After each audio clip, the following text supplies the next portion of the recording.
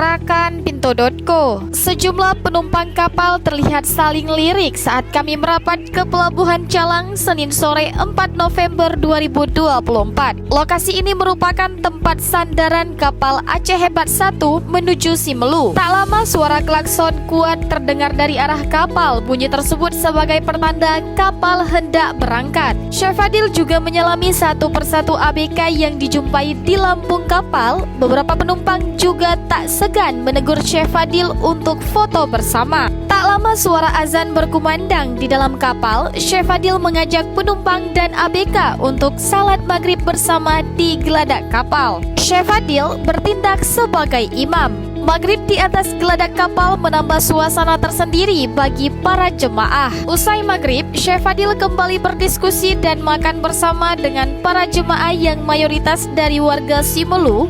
Keadaan ini berlangsung hingga waktu salat Isya tiba dan salat berjamaah. Para penumpang yang berada di geladak kapal satu persatu curhat dengan Syekh Fadil, mulai persoalan pendidikan hingga problem yang dialami warga Simelu sehari-hari. Syekh Fadil sendiri mengaku senang bisa berinteraksi dengan penumpang kapal. Kapal Aceh Hebat 1 berlabuh di Simelu sekitar pukul 7.25 pagi. Jadwal ini relatif lebih cepat dari jadwal semestinya.